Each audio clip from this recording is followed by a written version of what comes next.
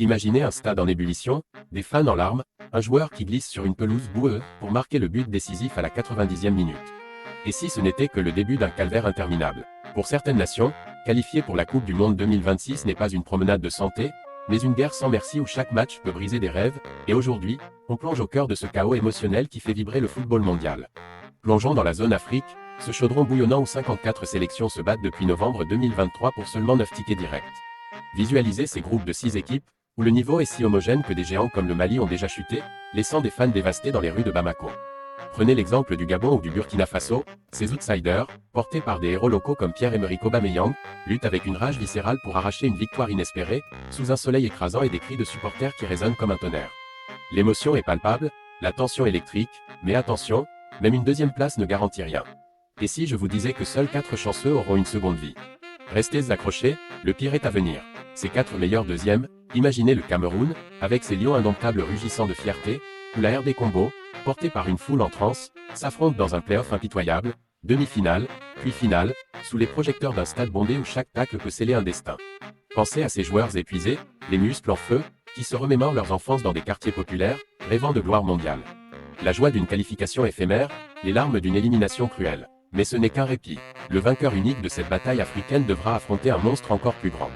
Quel est ce piège final qui pourrait tout anéantir? Accrochez-vous, on y arrive. Mars 2026, le tournoi de barrage de la FIFA, 6 équipes pour seulement 2 billets au paradis.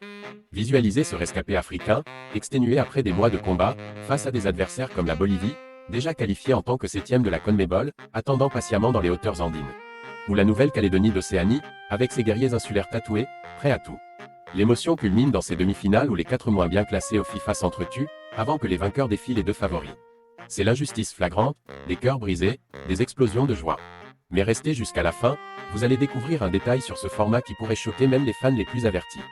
Comparé à la CONCACAF, 3 places directes déjà pour les co-organisateurs Canada, Mexique et États-Unis, plus 3 autres enjeux lors de cette trêve, avec des duels comme Jamaïque contre Curaçao sous les palmiers caribéens, où un vent salé porte les espoirs de nations entières. Les 2 meilleurs deuxièmes filent directement au barrage, bien plus doux que l'Afrique. En Asie, 6 tickets déjà distribués à l'Australie, au Japon ou à l'Iran, et 2 de plus pour les leaders de poule restants, comme l'Arabie Saoudite dans un stade rugissant de Riyad. Mais les deuxièmes s'affrontent pour une place au barrage. Est-ce vraiment équitable? Et si ce système cachait une inégalité qui pourrait exploser au mondial? Voici le détail choc que personne ne connaît vraiment, ce tournoi de barrage n'est pas un terrain neutre. Les 2 mieux classés au FIFA attendent en finale, comme des prédateurs, tandis que les outsiders s'épuisent en demi.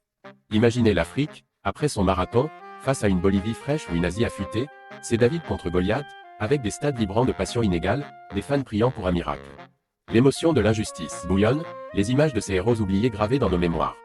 Mais qui survivra à cet escalier infernal menant au gratin mondial? La Coupe du Monde 2026 s'annonce comme un spectacle épique, où seuls les plus combatifs triompheront. Ces parcours du combattant nous rappellent pourquoi on aime tant le foot, pour ses émotions brutes, ses drames humains. Qu'en pensez-vous? Quelle nation pensez-vous capable de surmonter ces embûches? Laissez un commentaire ci-dessous avec vos prédictions, likez si vous avez vibré, et abonnez-vous pour ne rater aucune actualité footballistique explosive. À bientôt pour plus de passion sur le